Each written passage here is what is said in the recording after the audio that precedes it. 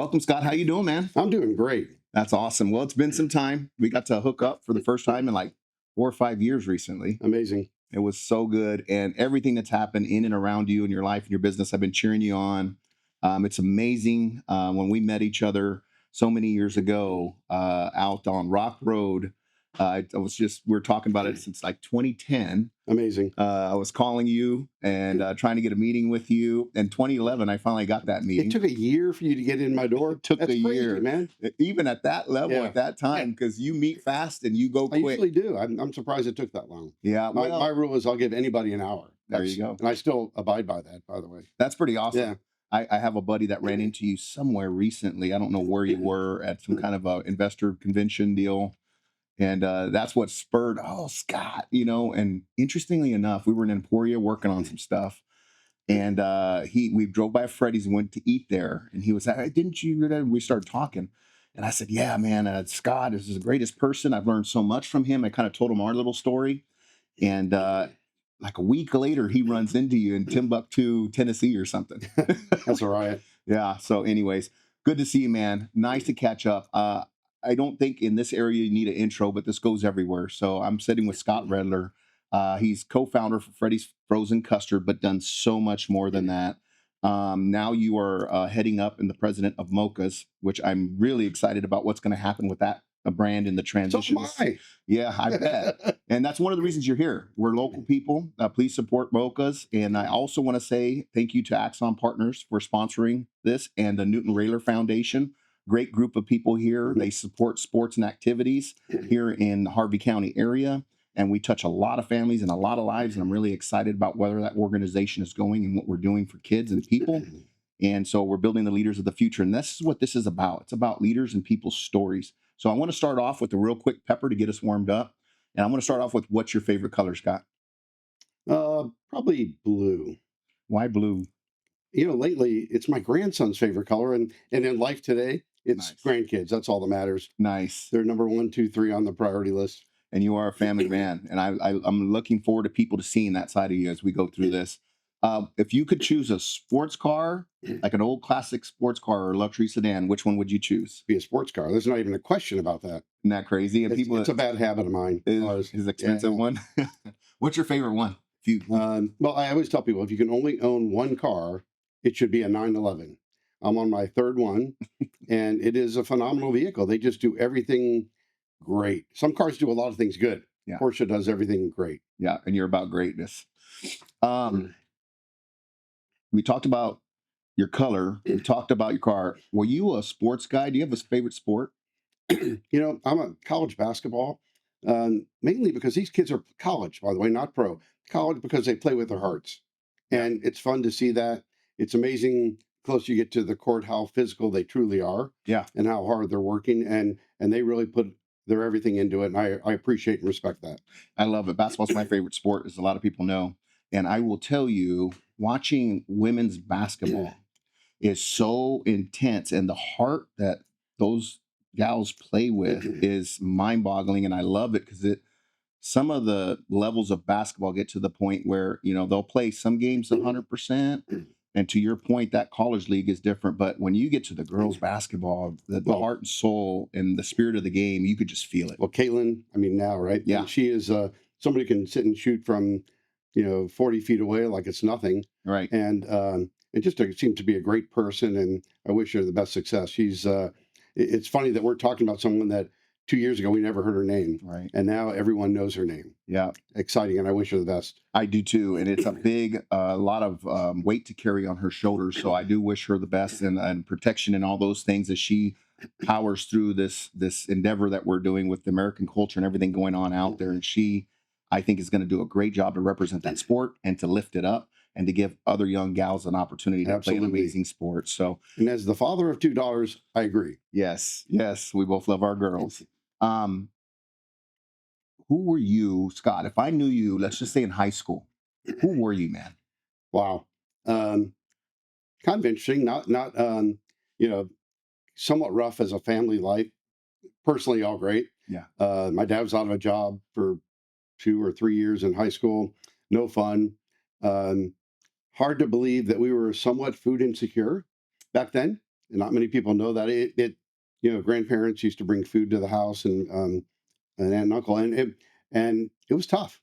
But the spirit and the love in our family never dwindled at all. It was always great and there, and we all worked together. And my brother, sister, and I, my mom and dad are gone. My brother, sister, and I are about as close as siblings can be. Your brother's a good dude. I've never met your sister, but your brother's a good dude. I've been able to meet him several times. My sister likes nonprofit. My brother and I like profit. Yeah. We like to write checks to nonprofit, but we'd rather not operate nonprofit. Got it. Different. Yeah. Different mindsets. So high school, close family, food insecurities, sounds a lot like my mom and her upbringing. You go into college, but this whole time, from the time you were 15, 14, you're in the restaurant, you're 15, in yeah. the restaurant business. That business has raised up so many champions for so many reasons. And it's not an accident when you get with the right organization that teaches you the front end stuff and teaches you how to engage people and puts you in positions and situations where that has to become a norm to succeed. Can you talk on that a little bit and how that affected your Well, life? I think the most important thing to understand with the restaurant industry, the hospitality industry in general, is that it truly is the industry of opportunity. You can start with nothing. If you work hard and are a little bit smart and put that energy into it, you can win. And focus is a big part of it. But you can start from, like, start as a dishwasher, and 3 weeks later you could be cooking, and work your way up through supervisor. There's so many stories with Freddy's of people that came in as line cooks, and guess what? Now they own not only one Freddy's, but one is like 14 Freddy's, and one gentleman owns 5 with a group. Um, Male, female, white, black, yellow, purple, green, doesn't matter. Right. And I think that's what's important. The people that are good in our industry, that get it, that understand the big message of take care of your guests, make great decisions for your guests and for your team members, and you win. That's awesome. So you're in the hospitality business. You are growing up, scraping, scrapping, building a life. When do you meet your amazing wife? When does that happen? It happened. So I have a kind of an interesting story with college, but I went to University of Missouri, Columbia, hotel restaurant management. One of the very few that actually started in hotel restaurant management as a freshman. Most of the hotel restaurant business school, I think you need a 2.7 or 3.0, and hotel restaurant was an ag school, so you only need a 2.0. So the B school guys wouldn't do as well, guys and gals, and they would shift over to HR, Right. to a hotel restaurant. And so finished college, 4.5 years, short a 3-hour English course, which I ended up getting about 6 years later when my kids were little. And I met Betsy in St. Louis at Bristol Bar and Grill, upscale seafood restaurant. Uh, Betsy has a degree in economics, and her dad worked in the labor department for a government his whole life, and her mom worked in some very unique things, very analytical. And she went to work for Social Security Administration in Kansas City, and absolutely didn't enjoy it. And a friend of hers lived in St. Louis. She moved to St. Louis. We met at the Bristol. That's awesome. And another question, how influential has she been on your success? Oh, it's a partnership. There is absolutely no question about it. Um, I've always liked to be around people that tell you the truth and give you the perspective that you need. And I think all of us understand, if we're smart enough, that we always don't make the right decision. Right. We're paid to make more good decisions than bad. I get that. But you need someone to say, hey, you're being and they come in, they tell you that, and then you talk through it and figure out what the correct path should be. That's awesome. And we're a partnership. We always have been. And makes a big difference. They say, that old cliche, behind every great man's a greater woman. And I see that. And you've always made that clear throughout the, 13 years or whatever that we've known each other. Probably longer than that now. Well, family, at the end of the day, you're not going to be judged on how much money you have or the businesses you've created. The question is, are you a good person? And let's talk about your family. And did you win there? Right. And, my 2 daughters, although hard to get them back to Wichita, they're in DC and New York, and we see them a lot, and we're very close. But I think they forgot where Wichita is. We're working on that. Yeah. At least to visit. Especially with the grandkids. Absolutely. I'm sure that we see the grandkids. They're in DC, but every 2 months. That's awesome. Yeah, we're not missing that. That's That's beautiful. And it's probably so much more meaningful because you can't just, I mean, you can because of your lifestyle, but it's a little harder to reach out and touch them on that whimsical day when you might have a gap in your schedule because you have to plan that trip. It's a Cat Stevens song, right? Going into now that we have more time to chat with them, they don't have the time. Right. Yeah. Ain't And that it's a interesting? great song. Yeah. So tell me about your track. And I've heard the story before, but I want other people to understand some of what it takes to get to where you're at and some of the risks that you and your wife have endured and some of the fighting that y'all had to do to reach where you're at, the pinnacles that the American dream has to offer you. So when you left St. Louis to come to Wichita, correct? Yeah. So that was in 1990, and I'd done a lot of things. And my first true venture on my own was prior to that in St. Louis, a fast food Chinese restaurant called Shanghai Charlie's, Mhm. not around anymore, of course, and lasted a year. And uh, and it was a big investment of time and money. Not knowing back then, my investment, I didn't have any money. My investment was $3,000, and I had to borrow part of that, and ended up closing it in a year and selling it. And it was a great experience. We call that my master's degree. Betsy calls that my master's degree because it was construction and developing menu and costing, and I'm a big term I use a lot is BBM, basic business model.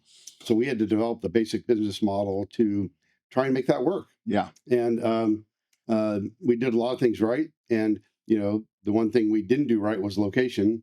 And we were in Clayton, Missouri, and they would not allow delivery, and we'd kill it at lunch. Mm. It's more like a fast food concept that has done pretty well. Oh, Panda Express.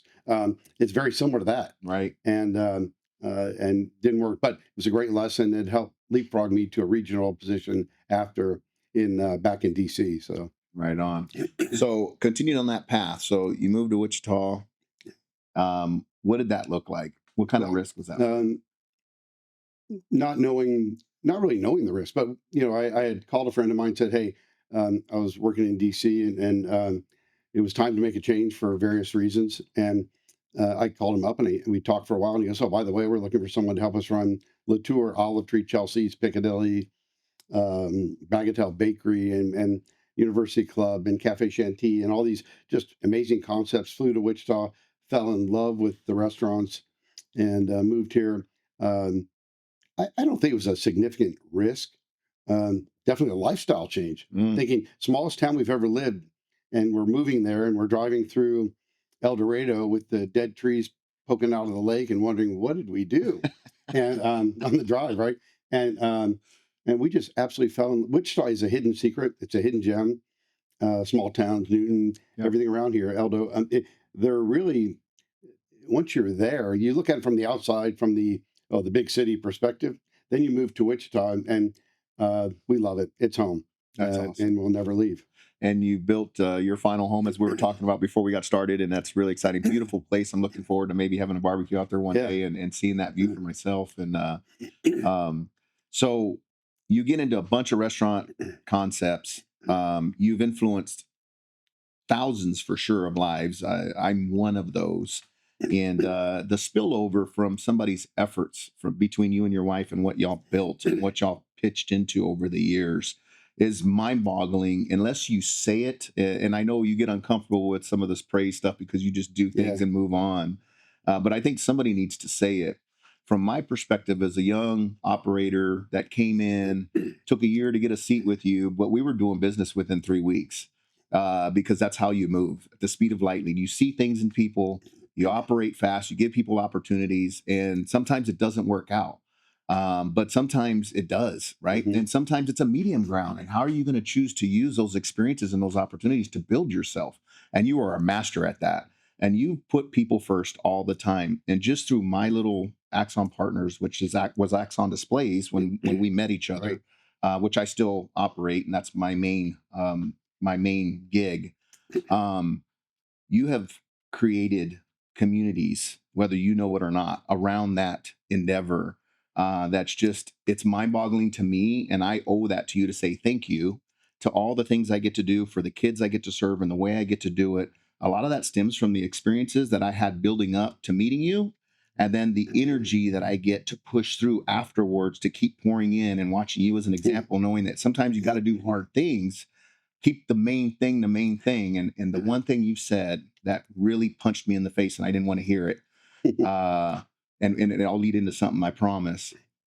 I walk into your office, and we both had invested in a venture that we were getting into to create a product that Mhm. was not there yet, but you were smart enough to see that it could be something. I was crazy enough to say I could do it. We were so dang close at the finish line, but it had been 6 months of beating each other up, and stuff was going on, and you guys were growing like crazy, and we were serving and growing, and I went into your office. You said it's dead. We got to move on, and I'm Yeah. like, but you're no, it's dead. And you said, Andy, look, I'm fine with it. It's the most expensive paperweight I've ever been. And I was like, but it's my paperweight too. But at the end of the day, though, it was an opportunity, and we've learned so much. But you said, and it's so powerful, and I appreciate it because you gave me something when you did this. You said, guys like us, and that meant a lot to me. Mhm. Guys like us are made are paid to make more good decisions than bad. When you make bad decisions, you better learn from it quick, but move the heck on fast. Yeah. And that was it. There was no more. It was a hard no. It was a hard we're done. But it was caring, Yeah. but it was direct. And you had 6 or 7 restaurants being built that month. You were doing, I was servicing those and doing the things I was doing on top of this other project and trying to build other markets, right? But at the end of the day, those words have never been more true and powerful to grow a young entrepreneur is, you got to take the licks. You're going to take the licks, but you can't sit on there and use them as crutches and manifest that piece of it because there's so much in front of us. Look what we've been able to do since then and what we continue to do. And serving others, which is where I really want to get to your philanthropy, Mhm. is why Scott Redler is who he is. And there's very few people that know you are going to dislike you. Most people that don't like you, they don't know you, or they know of somebody that maybe something happened, but they get a quarter of the story and they're going to manifest their group's opinion. But me being able to watch this from 21 restaurants to where you were to selling to doing what you're doing now and continuously giving into other brands when you don't have to do anything, but you choose to do it. You choose to serve. You choose to show up to do podcasts. You choose to push an industry that's given you so much. What the heck? Where does that come from, man? That drive. I, I think it has to come from your parents. Mm, It is, when you start with little, you appreciate, my parents didn't give us a lot of wealth, and wealth, I'm talking money. What they did give us was a lot of common sense, a lot of what's right, what's wrong, what's the right way to treat people, what's not the right way to treat people. How do you, um, my mom was the kind of person, my dad, mom, I need $10. She'd give me 20 and she wouldn't have it. And so I think that component has stuck home with not only myself but my brother and sister also, and I think my kids also. I think they're at that. They get that. They mhm. understand it. They appreciate it. Um, we've been very blessed. I mean, we were talking earlier. Luck, skill. I don't care where it falls on the pendulum. To think we'd make money in steak burgers and frozen custard and my favorite French fries in the world. Um, it's hard to believe that when I came from upscale dining restaurants and other concepts, but it is what it is, and you take it and go, man, it's fun. Those fries with the jalapeno sauce, Joe, Yeah. all day, every day. My son and me kill those things. That's amazing, and you're right. That's how important it is to focus on the parenting when you have that opportunity and it's your season to do that. But you're always a parent once a parent, but that is very powerful. And I will say to my grandparents too, such great examples of people who came here to work the fields and being pickers and working real hard for us to have the opportunity at the American dream, which we get to live. It's Absolutely. pretty amazing, isn't Hmm. it? So philanthropy, the Scott Redler Institute. I wanted to talk about that. Is it Redler Institute? Yeah, Redler Institute of Culinary Arts. Culinary We Arts. did not want to name it after ourselves, but I get it. the folks from Butler, a lot wiser than us, said if we do that, we'll raise the rest of the money. Go back to BBM, basic business model. So Paul Jackson donated the land. What a wonderful thing. Um, we were the catalyst to get the building going, raised a lot of money through a lot of friends and business acquaintances. And we have a land and building that we have no rent. We have no fixed cost. I mean, we pay utilities. Mhm. And so it gives us a better chance for success. And we're able to put the money that we do generate back into the program. And it's been great. I had the honor of chatting with the graduating class about 3 weeks ago, Mhm. And it's funny. I talked to a lot of classes, high school, college, over the years, and I used to always talk about passion. And we're always going to be students. We are always students. We never give that up. And then Betsy and I, one Sunday morning, listening to, I think, an NYU professor talking about what it takes for success. Mhm. And from that, his listening to him, I changed what I say now. I go, and I've been wrong for 30 years. It's not passion. It's passion, it's talent. You can be passionate about something, but if you don't have the talent to execute, you're not going to win. And then the third component, which we added, was opportunity. And you have to have the opportunity. So if you've got the passion for an industry where you have to go to work every day and have fun and it's not work, you have the talent to execute. And then you have the opportunity. And once, let's go back to restaurant hospitality. We are the industry of opportunity. That's where you win. And you get to go to work every day. We love it. I mean, I wake up every day. Oh, cool. What can we do today? And yesterday morning was Mother's Day, or 2 days ago, Yeah. and I go, "Hey, Betsy, what do you want to do?" So we jumped in the car and we went around and drove around, tasted coffees and pastries around Wichita. A competitive survey. Sunday morning, it was great. We Yeah. relaxed. All right, this is good. This is not good. We the funniest thing at the end of the day, and Betsy's more of a coffee drinker than I am. I enjoy coffee, but not it's just regular basic. And she goes, "There's no question, Mocha's was the best coffee that we tasted yesterday," and she would tell me if it wasn't. Believe me, and so that was a fun day. Yeah. The passion and the attention to detail. We got to go to New Orleans together on a deal with, I believe you're familiar or friendly with Jeff Fromm, who's a great mentor of mine as well, and a friend, and really appreciate him a lot. And he just finished writing Marketing to Millennials at that time, Mhm. giving those books out. I think Axon bought a set of books for everybody that was there at that time. And that was a really great event, and thank you for going. But that's when I really got to spend time with you on the road, and your attention to the industry at all times would exhaust most people. The laser beam focus that you have, looking at the kitchens, the servers, how they confront you, how they interact with you, how other people interact with them. I mean, and it said, okay, kid, you better get ready to run. Because if you're going to be around greatness, you better start picking up and acting. Not to be fake, but acting on the opportunities that are given to you because they come fast and they go fast. But they had brought out, and to me, it's hors d'oeuvres. It was more of a presentation piece Mhm. just to add ambiance. You get that for sure. Mhm. But then you went to take a bite and analyze and started asking me about 30 questions. And you were very curious, truly curious. And that's the part that I want people to unpack. For most people like yourself that I get to sit down with, that I watch, that I cheer on, that I want to be around as much as I can. There's an element to leaders like yourself, and Scott, you have this with an ability to laser beam focus on things, and attention to detail and quality is so important to you. Where does that come from? Well, you were a free focus group, so I'm going to use it. It was great to understand your perspective. Uh, you know, we in our industry, we're taking care of our guests. We're taking care of people that walk in the door, and they have so many choices of where they can spend their funds. And so we need to understand truly what a normal average person thinks about something. And I mean, we were at a dinner the other night and met somebody who I hadn't met before, and we're talking about food, and I'm questioning. So what do you think? And man, that's what you need to know. It's not what does Scott think. It's what does your guest think? What do they want? What's going to make them a more frequent guest in your restaurant? And frequency is everything, and that's where you have to focus. That's awesome. So I'm leading into mochas. You've done amazing things. You've sold amazing things. You've built amazing things. You've created some of the best product. You are known in the Wichita area, and I think in the restaurant industry, the NRA, National Restaurant Association. You were president last year, Mhm. and talk about a big job. You want to speak on that just a little bit before I go into mocha? Sure. So I was very fortunate. I still look back and can't believe they selected me to chair that organization. We represent 1 million restaurants. We have number one advocacy, and then another component of ours is the National Restaurant Association Educational Foundation and Pro Start program in 1,800 schools, 186,000 students that are learning.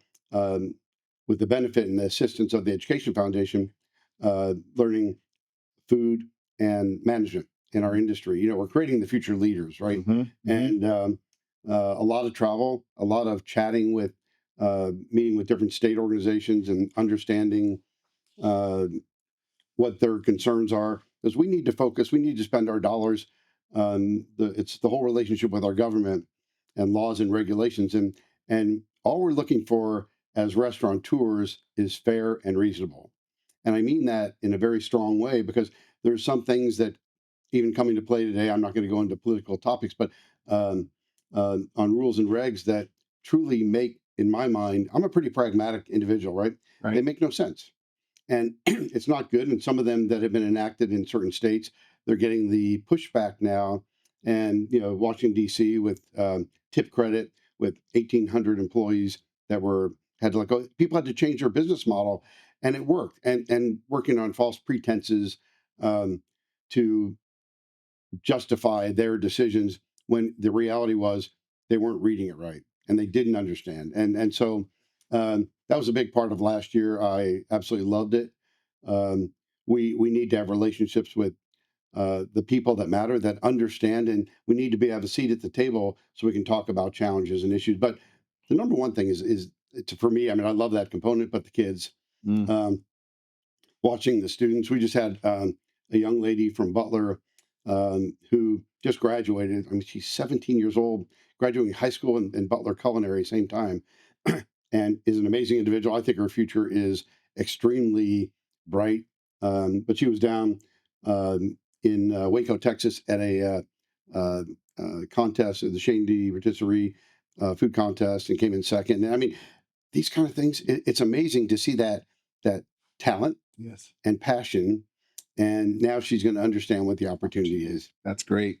That's great. Well, and all that focus and all the thousands of lives that you've been able to affect, and I know it's more than that. But we're just going to be humble here and say thousands. It's hard to believe that, but Yeah, yeah, well, I'm I one of know. them, and through me, there's been hundreds. That's amazing, you know, and it's the multiples and what you're doing and the wavelengths that you're creating and the opportunities that come from people that learn how to serve people, give back, and just be yourself, right? And you come in with a strong opinion, but doggone it, you do listen. And I've seen you with agendas Hmm. that are able to change given new information. You just said you thought some way for 30 years in this interview, and you were able to step off of that pedestal and go, and even at a place where you could be more demanding because of the stature that you've earned with the connections you have and the ability that you can reach into Washington if you wanted to and Yeah. make change happen.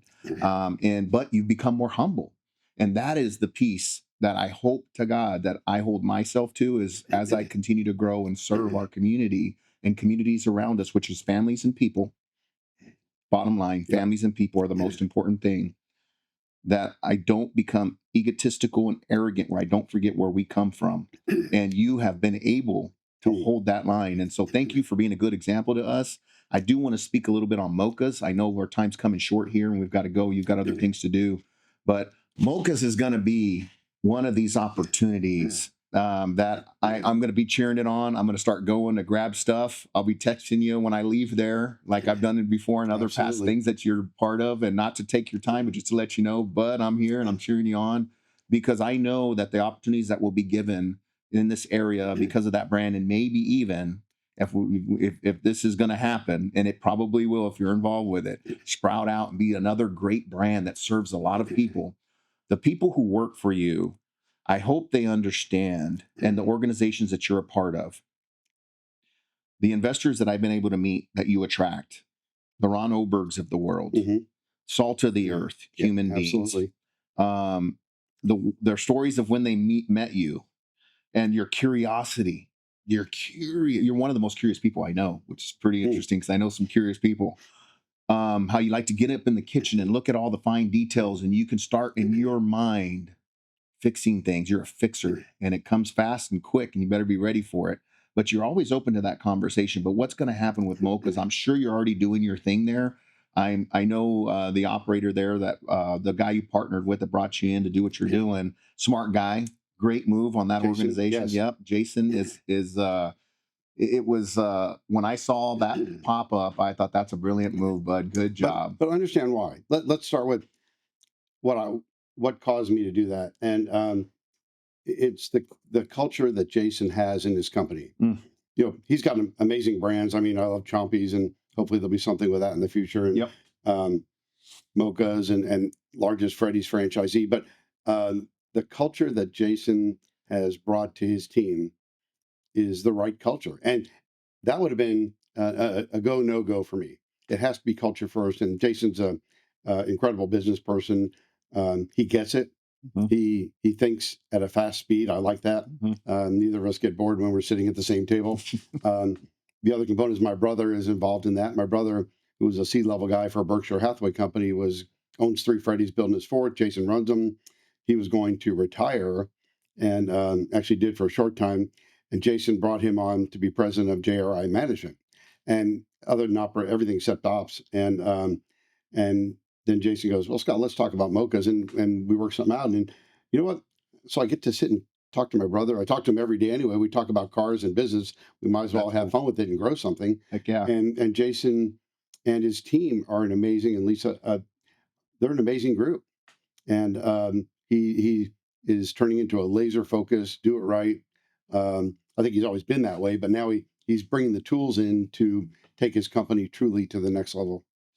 So to those young people out there that are looking at the restaurant industry or that are nervous, that are having a hard time engaging people, what would you tell them, and what can the industry do for them as they're growing up, and why should every kiddo in high school at least spend a year in the restaurant industry? Well, so understand, one in three people, the first jobs in restaurants, Right. and you learn to deal with every level of individual, from every income level, every demographic, every ethnicity, and that culture. Understanding that and being able to get along and talk to anyone, you just can't do better than that. I also think everybody should take debate. By the way, my youngest daughter did that, and you learn more because everything's a negotiation, and there's a right way to do it. But my main comment would be, figure out what you really think you want to do, and then go work for the best. When I left college, I went to work for Gilbert Robinson. They were the best in the country, I felt. Hmm. And I would still argue that they were. Hmm. And you got to learn from the best first. You're not going to you're not going to fly a rocket day one, right? You're not going to go to the moon. You got to learn how to fly a Cessna 152 Yeah. first, and then grow, right? Right. And I think that component is critical. That's awesome. Well, I tell you what, there's the last story. You have a wall, and I'm creating my own too. And I picked it up when first one of the first times I met you. You were telling me about your path, and it's an accumulation of what other people would see as failures that really you turn into fuel and opportunity to lead you through the path that you're on. And the nothing is greater than exposure to experience, and that's why I try to keep you as close as I can, because I know you get it. And you've built off of so many hard things. Can you tell the audience a little bit about that and how you Well, why you put that out in front of yourself? failure is part of business, and you don't like it. You don't. It's not what you talk about in the room. I've had many restaurants I have opened and closed, a couple of them very quickly, Mhm. and that was a big check to write when you do that. And but but your education that you learn from it, Shanghai Charlie's, in a year, learned so much. I could have gone to 2 years of master's degree anywhere in the country. I could have gone to Wharton. I Mhm. wouldn't have picked up what I picked up opening and closing that restaurant, and that's critical. And my main thing is that you get through that component, and then your head goes to, not everyone, but a lot of people go, okay, I want to open my own business, restaurant, whatever. And my answer to that is, go for it. You don't want to be 64 years old and going, I remember when I had that idea when I was 28, and I just didn't, there's just too much risk and all that. Forget, forget about all that, right? What you need to focus on is, you're going to either, three things are going to happen. You're going to make money. That's great. Build more success. Welcome to Freddy's, right? Um, Second, you're going to break even. I think that's a worse place to be, because you kind of hang out there, and you don't really do anything. And it's just a boring day, honestly, or boring business thing. And then the third is, you're going to fail. What happens if you fail? You gain the knowledge, and all these things, like I did at Shanghai Charlie's, and it helped leapfrog me to a regional position and helped make me what I am today. And so failure, you win with failure a lot, and you just have to understand that and not overreact. Just take your lessons and apply them to the future. That's amazing, and I hope the young ones that are going to hear this, listen to this. Our demographic is actually on the younger side, between 30 and 50. And so a lot of our 30, 35-year-old entrepreneurs will be listening to this, and mostly local, but across the country. And I just want you to know that I appreciate you. Never underestimate the value. And I know, you don't want to stay there at a 30,000-foot view, but I want to take you back. And just from me to you, this is personal. Mm-hmm. Thank you so much for all the opportunity you provided for me, for allowing me to live what I call the American dream. Well, Andy, understand something. The relationship that we have, Yeah. I have a no jerk rule, which I've lived with forever. I'm never going to do business with jerks, so you don't have to. Yeah. And we developed a relationship, personal and professional. Mm-hmm. You don't remember that, but I've called you and said, "Hey, what do you think?" Mm-hmm. And you've called me and said, "Hey, what do you think?" Mm-hmm. And it's a double win. Yep. And that's what makes both of us who we are today. That's awesome. Well, the double win. I still got that book, by the way. Good. And so, Scott, thank you for all the lives you're touching. You continue to push forward and invest in others. The philanthropy work is amazing. You and your wife do great things. It's fun to see you as a grandpa and growing and being that class A grandpa that we all want to be. And I'm watching, cheering you on. Just know that any endeavor you're in, I'm behind it. I know who you are. I know the character behind the man. And thank you for investing in us today, giving your time. And anybody out there in the restaurant industry, if you see Scott's name around a brand, go serve that brand and learn and grow, because opportunities are not too far away. Well, thank you. It's been great, and always enjoy spending time with you. Ditto. You too, Scott. Appreciate you, man. Thank you. Have a great one. Thanks. Yep. See you.